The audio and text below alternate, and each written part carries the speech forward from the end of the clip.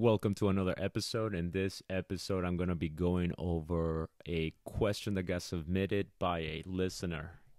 And this question is very, very close to me. It's something that I have done in the past in regards to dog training. One of the things I did as part of my career to kind of get me to where I am is I worked with service dogs.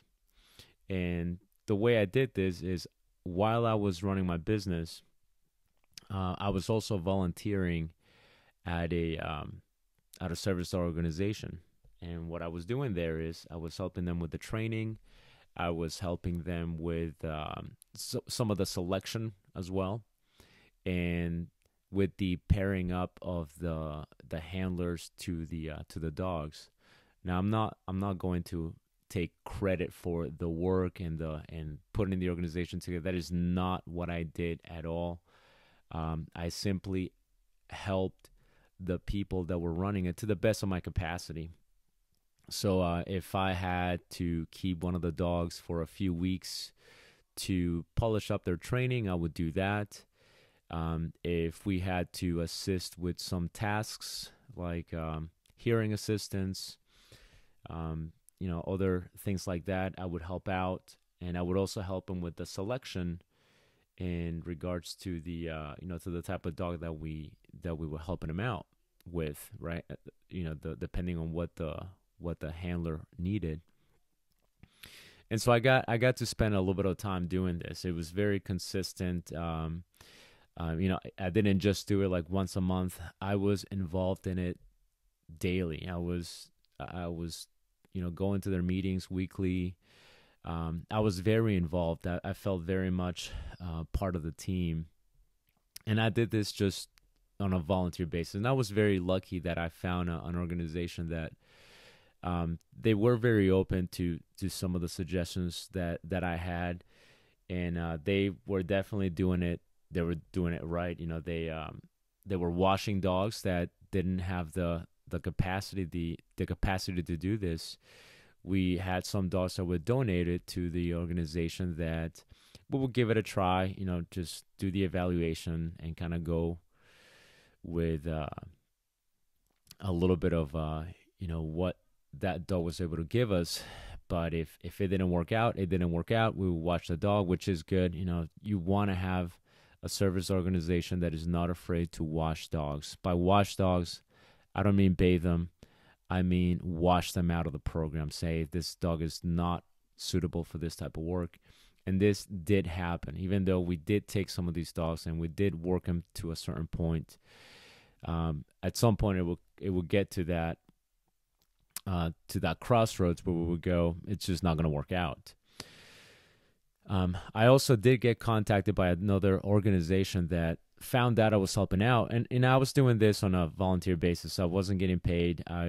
They did offer to pay a couple of times, and I suggest if you do help out, if you can, don't take any payment. It just feels so much better when you are doing it out of your when you're volunteering this, when you don't expect anything in return. And I got so much out of that experience.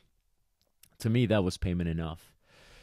And the organization particularly worked with veterans. So we had veterans that had PTSD, TBI, and some other issues. But that was the bulk of the clients were PTSD or TBI. And so this question right here is related to that. So the question is, do you have experience with dog owners with PTSD? Okay. And so the answer to that first part of the question is yes. And the effect that can have on the dog. My dogs is still the question. My dogs are not service dogs, but they're sport dogs. Okay. So even though they're not service dogs, they are her psychiatric service dogs in a sense, right? So they don't have necessarily the service dog status, but they are her PTSD dogs. So my dogs are not service dogs, but they're sport dogs. My oldest male becomes unpredictable towards strangers when my PTSD is triggered. My youngest male becomes very insecure when this happens. I know this is not the dogs, but me. But I would like to know if there is something that could help me in this. I don't know. I don't want to stop training my dogs because of my PTSD. My dogs and training them helps me and get me out of my comfort zone. But I also don't want it to continue to influence their behavior. So that's definitely an interesting question there. Good question, and I'm going to address this to the best of my capacity. Okay, with the with some of the experience that I have with this. But first, just make sure that you check out my books. Okay, go to Amazon, go to the search bar. I got 3 books on there. I got Common Myths About Dogs. I've got Info Every Dog Trainer Should Know. My latest book, which is the Decoy book, and I may or may not have a 4th on the way. So stay tuned to that as well. So if you look up on Amazon, if you look on the search bar and type my name, William Garrido, Garrido, you'll find the list of books on there. Make sure you follow me on YouTube. I have over 600 videos on there on different topics from protection training, competitive obedience, tricks, all of that kind of stuff, and a bunch of other informational stuff. Plus, I also have all of my podcast episodes go on YouTube as well. And, obviously check out Instagram and Facebook. I'm a little bit upset with Facebook right now. They put me in Facebook jail, so I can't do any lives on there. And pretty soon I'm going to be doing a live. It's going to be on Instagram, but I'm going to be doing a live with Michael and Bart Ballone. And we're going to be talking about some of the things that are happening in Europe right now in regards to training and a bunch of other stuff. So I'm really excited about that interview. Although some of you, by the time you hear this episode, this interview will probably be done by then. I'll see if I can save it. I'm pretty new with the whole live thing, so hopefully I can save it for you guys to listen to that. All right, let's go to the question. So, what do we do about this? Okay, so her dogs, she's already said, are not service dogs, so they don't have the service dog status, meaning she doesn't have to. She's not abiding by the ADA, by the American with Disabilities Act. Meaning she doesn't have public access. She seems to be aware of this, which is why she says they're not my service dogs. So no public access, meaning she doesn't take her dogs in public. A service dog has public access. You can take the service dog to public places where pets would not be able to be taken to. But there is a whole lot that goes into service dogs. Okay, service dogs. We can have a whole nother episode on that because the industry, where it's just headed to an ugly place. Because a lot of people are taking advantage of it, and a lot of people are being taken advantage of. But we're not going to stray too far off topic from this question. So her dogs are her PTSD service dogs. So that's post-traumatic stress disorder, meaning there is some sort of trigger that some sort of stimuli or some sort of stimulus that will trigger some sort of a traumatic episode on the person. Now, PTSD could be caused by a bunch of things. It could be, like I said, when I worked with this service organization, we were working with veterans. So our veterans had PTSD from the traumatic events that they experienced, with in combat. PTSD can also happen because of other types of traumatic instances. It could be any. It could be bullying. It could be sexual assault, traumatic experience, car accidents, just a bunch of things. Okay, it could be a bunch of things that could give a person PTSD. Now, her dogs, So what happens with her dogs is that her personal dogs do sports. Now she's not really pointing out what sports they do, and that's an irrelevant detail.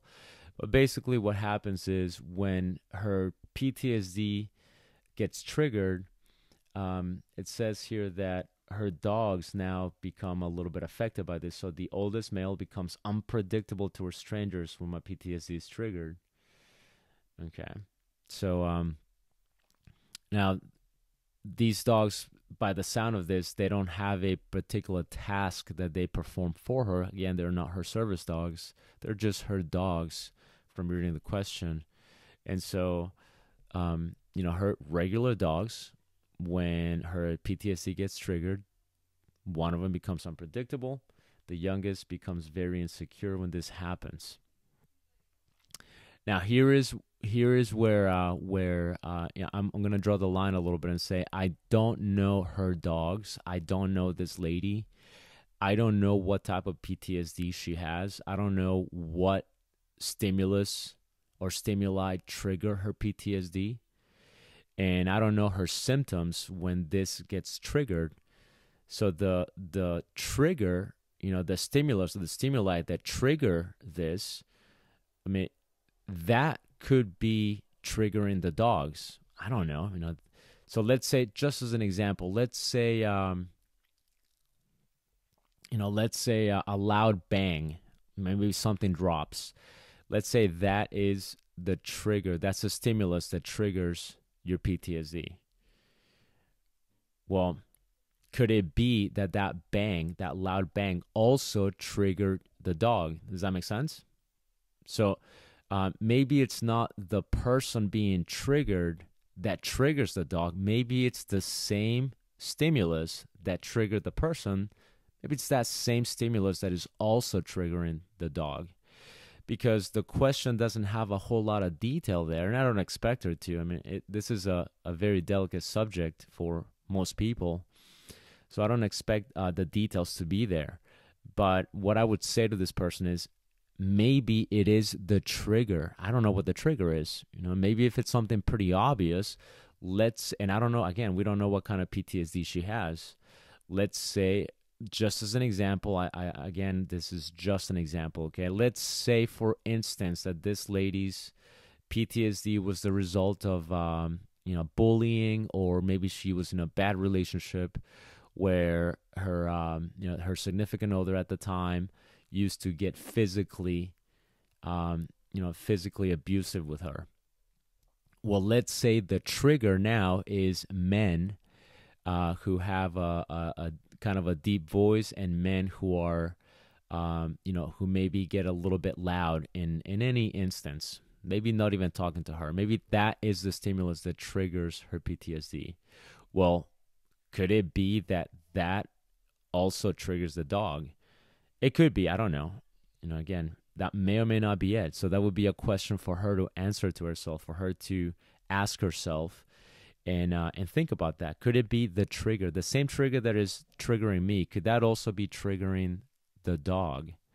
Okay, the answer might be no, because the trigger might be very subtle. So if the trigger is very subtle, like maybe it's just something very insignificant that only the patient or the person becomes aware of. So let's say maybe it's just an example. Let's say maybe it's a ding, right? Or like a certain ringtone, or a beep, a certain beep, some sort of mechanical beep. And let's say that is what triggers this person's PTSD. Now, that might be so subtle that really it's not very easily recognized, but it's recognized by this person. So maybe that's not what triggered the dog, but maybe the person now, as a result of that stimulus, now the person becomes agitated, or the person goes into this traumatic episode, and now that is triggering the dog. Yeah, that could also happen. So, like, let's say I have PTSD and I hear something in the distance, and have my dog with me, and I hear something in the distance that's not really very noticeable for for most people, but it's noticeable to me. And I hear that sound in the distance, and that suddenly triggers my PTSD. And now I get nervous. So now I have all these symptoms. Now, could this trigger the dog? Absolutely. That could absolutely trigger the dog. So now we have a couple of things that could be triggering the dog. It could be the same stimulus that triggered me, or it could be as a secondary effect that now maybe me being triggered, that's what's triggering the dog. Could that be it? Yes, it absolutely can be it. Okay, that can be it. Now, as far as the second dog, it says the youngest male becomes very insecure when this happens. So here's how it goes. I'm going to read part of the question again. Okay, so owners with PTSD and the effect that can have on the dog. My dogs are not service dogs, but they're sport dogs. My oldest male becomes unpredictable towards strangers when my PTSD is triggered. My youngest male becomes very insecure when this happens. So now you have another dog into that equation. So the youngest male becomes also insecure. So now we have to kind of go through that process again. Is it possible that the same trigger that triggered you and triggered the dog is also triggering the younger dog? Could it be that when you get triggered, maybe the second scenario, maybe you get triggered, and as a result of you being triggered, your dog also gets triggered, and now the same thing that is triggering your older dog is also triggering the younger dog? Or could it be that the triggering of the dog is triggering the younger dog? We could go on and on about several hypotheticals here because we don't have a whole lot of detail. But to kind of get to the point of this, yes, dogs can absolutely pick up things from their environment, even if nothing is happening to them. And I'll tell you a story of how this happened to one of my dogs. Okay, so I had a dog several years ago that it was a good dog, but what this dog had a little bit of an issue with thunderstorms. Now I have a dog that I talk about a lot. I've talked about him in previous episodes. I have pictures of him and videos of him on my social media, and he is this 12-year-old, and now he's 12, so he's this 12-year-old Catahoula mix, this mutt. He's brindle. He's an older, again, 12 years old. He's a pet dog. He's not a sport dog. He has taught me some very valuable lessons. But, this is a dog that, just a regular dog. He did have some issues himself in certain things. But here's what happened with Jax. I had another dog at some point several years ago. Okay. And this dog, his name is Gomez. And now Gomez is doing amazing right now. He's doing awesome. He's with a friend of mine, and he is just awesome dog. But anyway, so for that period of time, I had Gomez, and Gomez was terrified of thunderstorms. Terrified. Okay, Jax had no issues with thunderstorms. Jax was perfectly fine with thunderstorms. And, well, what happened every time that it would rain or it would start to get a little bit, the rain started to get a little bit heavy, Gomez would start to get a little bit anxious. So he would start drooling, get anxious. It wasn't terrible, but it was noticeable for sure. Okay, you could definitely see some of the anxiety. Well, this happened, and we just kind of dealt with it. Again, it wasn't to the point where we're like, oh my God, we have to do something about this. This is terrible. It was just noticeable enough. Again, Gomez would just kind of pace a little bit. He would drool a little bit, but that would be the extent of it. It wasn't nothing serious. He wasn't like, trying to claw his way out of the house like some dogs do when they are terrified of thunderstorms. But what happened is this. This is what happened with Jax. Jax eventually started to become, after a period of time of hanging out with Gomez, Jax himself became nervous when it started to rain. Okay? Now, years had gone by and he had never had issues with the rain, with thunderstorms, nothing. But when we had Gomez in the house, when Gomez came into the picture and Jax saw Gomez become nervous as a result of the thunderstorm, something that never bothered Jax before, this eventually affected Jax. Now, how I assume it happened, because again, it wasn't the storm that did it for him, but how I assume it happened, Jax probably noticed. Again, I'm just assuming here, okay? And that's, you know what they say about assuming. But based on me knowing Jax for several years before, no issues at all with the thunderstorm. But what I'm assuming happened was Jax probably noticed Gomez get freaked out a little bit, and Jax probably looking at his environment thought, well, what is freaking you out? And okay, what is okay? Obviously, it's the thunderstorm. It's when it's raining. So if that's now, I'm kind of talking on behalf of my dog here, and I never recommend to humanize your dogs, but I'm just trying to illustrate a point here. Okay, but the best way I can describe this is Jax probably thought, well, you're getting freaked out about something. Something's making you anxious. So crap, you're getting anxious, so I should probably be anxious too. There's got to be something that I need to be concerned about if you are concerned about something right now. And the common denominator was obviously the thunderstorm, right? The rain, the thunderstorm, the rain, combination of that. And then it wasn't too long after that period of time that then Jax himself started to get some anxiety when the rain started to drop. Now, this was definitely an issue. And in his older years, he's actually gotten better. We've found ways to manage this, to cope with this. And he did go through a period of time where even if it got windy, he started to get anxious. Okay, that's how bad it got. And never had any issues prior to that until we had Gomez. And until Gomez started to get anxious when it would rain, that's when Jax started to pick up on that too. And so then Jax was like, oh, crap, thunderstorms. And then it wasn't just the thunderstorms. Eventually it was like, oh, crap, rain. Rain leads to thunderstorms. So then it was the rain. And then pretty soon it was like, oh, my God, when it gets windy and cloudy, he picked up on this. It wasn't just wind. It was windy and cloudy. It's probably the barometric pressure that they're very aware of. It's cloudy, windy, the barometric pressure is starting to change. This leads to rain. Rain leads to storms. Got it. I'm going to now start to get anxious when it even gets, before it even starts raining. Then even the wind itself would freak him out. And now we had this dog that would do great until the weather started to change a little bit. Okay, some of the ways that we found to cope with this. I don't want to stray too far off topic because this is a good question, so I'm going to get to that here in a second. But I wanted to tell you this story because I feel like this is pretty much what is happening with this lady.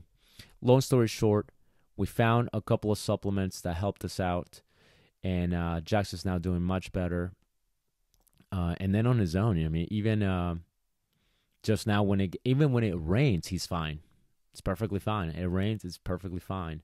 Now it has to thunder pretty bad for him to get a little bit anxious now. Or it has to rain pretty heavy for him to get a little bit anxious. And when he does, we give him these supplements that really help him out.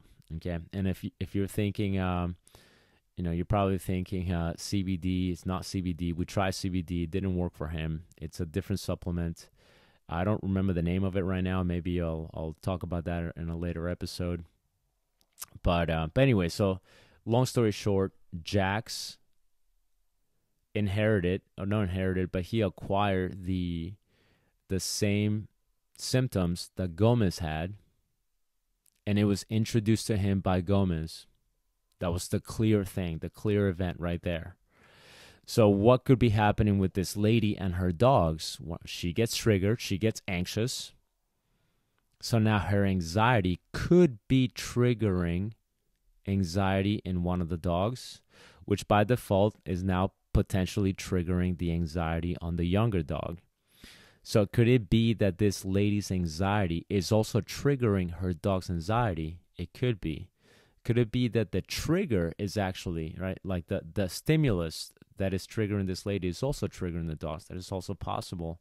But it is very real for this to happen, for the dog to model after another animal's anxiety. It actually could happen. I saw it happen right in front of me with my dogs.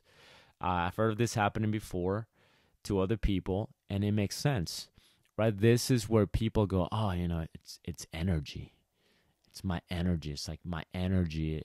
If my energy's off, that's going to go into the dog. Look, that in itself is another episode. But no, I'm not talking about energy here. This is not even related to the whole energy thing. This is now we are looking at a dog that could just be witnessing the anxiety taking place in her person, and the dog going, well, crap, you're anxious. There's got to be something to be anxious about. And then that could, by default, teach the dog that whatever stimulus triggered her person or its person could also now become the same trigger, the same stimulus that triggers him. Okay, this is very, very possible. Now, have I seen that? I explained that already. I have seen it, maybe in a different context, with the service dogs that I worked with that organization. I didn't spend a whole lot of time with the handlers after they took the dogs, but I do know. Okay, I do know that it is a big concern when dogs that are service dogs, whether they're physical disability service dogs, mobility type service dogs, or whether they are psychiatric service dogs, there is a concern about the well-being of these dogs. Okay, people just look at these dogs like, oh, they're great, they're awesome, they help me out, they help me with my mobility, and they help me with my psychiatric issues, and this dog is awesome. But there's also something to be said about the well-being of the dog. It is a working dog. It is potentially on task for very long periods of time. So what I would say to this lady is, maybe get more, and I know I'm giving very broad suggestions here, but again, the question itself is pretty broad too. So I'm going with a very general answer, because the question itself is also very general. What I would say is, it's great that your dogs are helping you push you outside of your comfort zone. And, obviously I'm not going to blame you for having PTSD or for having these episodes with your dog or your dogs. But if you want to help your dogs, I would say the thing here is contact a dog trainer who has experience with this type of work, okay, who has experience with working with service dogs. I know these are not your service dogs, but work with somebody who understands this, okay? And then what we can do is we can help that dog. We can go, hey, dude, doesn't matter how, it doesn't matter what is happening, right? In regards to your person, a sit is a sit, right? A heel is a heel. And so going to incompatible behaviors, right? Differential reinforcement of incompatible behaviors means even if you are getting a little bit freaked out, just focus on something else, okay? Because I can't tell this lady, okay, when your PTSD kicks in and you're feeling really, really bad, I want you to start doing some counter conditioning and systematic desensitization with your dogs. I can't ask her to do that. She's going to be experiencing the effects of PTSD. I mean, depending on how bad it is, how are you going to be in the right state of mind to now have a training session happen right in front of you as you yourself are, melting in anxiety? So what I would say is contact a dog trainer who understands this, who has experience with service dogs, specifically with psychiatric service dogs, who can assist you with this. And so I want to tell you, yeah, it is a real thing. It could happen. Your episodes could be triggering your dog. And you want to make sure that you address this. You want to make sure that you also understand that your dogs are dogs. Okay, that's one thing I hammer a lot in a lot of episodes. It's your dog is a dog. They are going to have some flaws. They are going to make associations that you don't want them to make. It's just going to happen. So, aside from contacting a dog trainer, understand that you are working with an animal. Okay, and don't feel bad. Don't feel bad that you are causing any issues. That's not your fault. It's just something that is happening as a result of whatever you experienced in the past that caused this issue. And with that being said, I know I'm sorry the episode or the answer rather, my explanation was a little bit too general, but we're gonna try to get as detailed as we can with the questions that we get here, and I mean if you want to expand on your question, I'd be more than happy to do a follow up, and but I understand too it is a delicate matter, so I don't expect you to. But if you guys have any other questions, if you guys have any suggestions for another episode, make sure you let me know. And I will be more than happy to do an episode on that. Till next time.